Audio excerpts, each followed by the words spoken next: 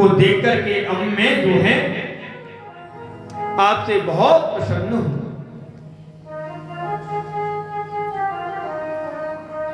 अब मैं उनकी विलक्षण यानी अर्धनारीश्वर कहलाने को वृतांत आप लोगों को सुना रहा हूं। आप लोग ध्यान पूर्वक सुनो।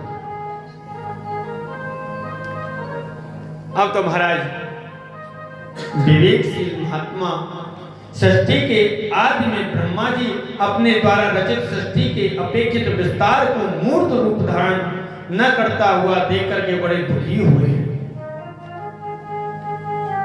उनके चित्त में बड़ी व्याकुलता है। और उसी समय आकाशवाणी हुई है कि नभो वाणी तदा भूते सृष्टि मिथुन जाम कुरु। हे ब्रह्मणे,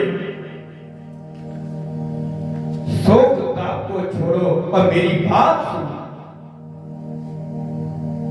मानसी सृष्टि से सृष्टि का अपेक्षित विस्तार संभव नहीं है।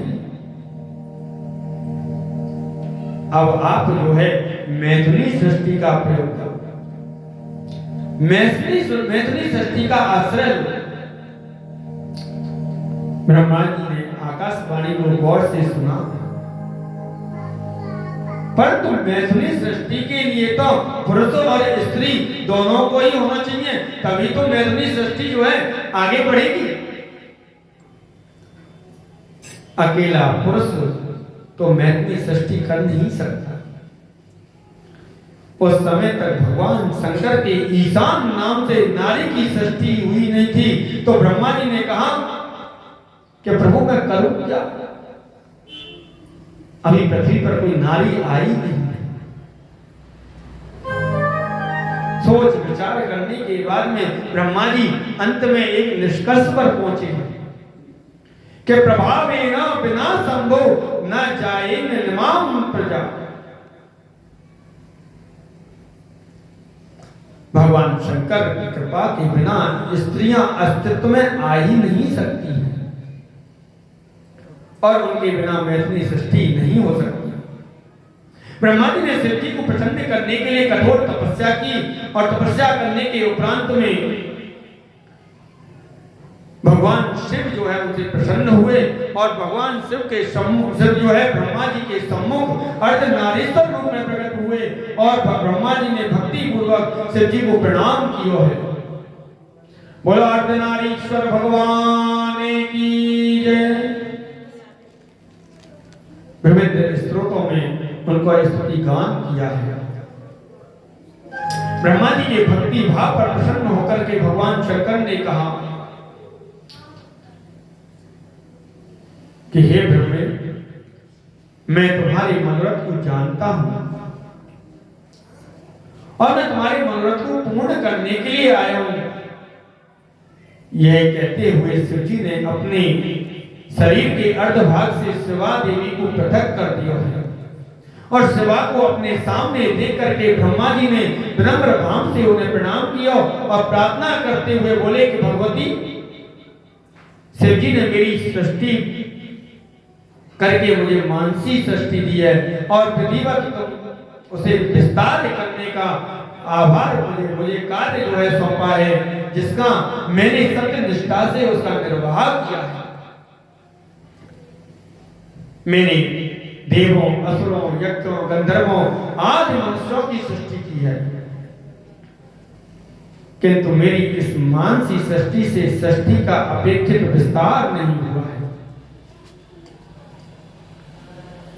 इसलिए शिव जी ने मुझे मैथुनी सृष्टि को अपनाने का आदेश दिया है। तो प्रभु आप जो है जिससे प्रसन्न होकर के उन्होंने पुरुष शरीर से शरीर यानी आपको पृथक कर दिया है।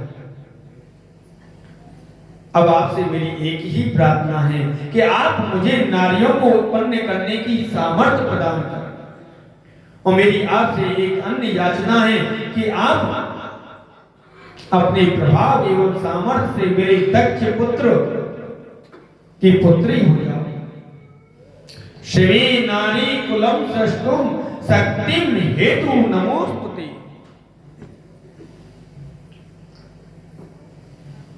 आप जो है ब्रह्मा जी की इस प्रार्थना पर प्रसन्न होकर के माता जो है तत्काल तथास्तु कह करके और वहीं फिर वहां को अपने मध्य भाग में अपने ही समान प्रभावशाली एक शक्ति की रचना की, जिसे देख करके हंसते हुए कृपा शुक्र शंकर भगवान जगदम्बा से बोले कि हे देवी,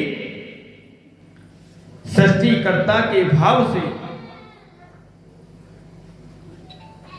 तप करके तुम्हारी आराधना की है, अब तुम जो है उन पर प्रसन्न होकर के उनके मनोरथ को पूर्ण करो और उन्हें कृतकृत्य कियो। उसी समय शिवा जो है शिव जी के कहने के अनुसार राजा दक्ष की पुत्री हो गई और पुत्री होकर के उन्होंने भगवान को प्रणाम किया और शिव जी के शरीर में प्रविष्ट हो गई और तब अर्धनारीश्वर शंकर तत्काल अंतर ध्यान हो गए। बोलो अर्धनारीश्वर भगवान की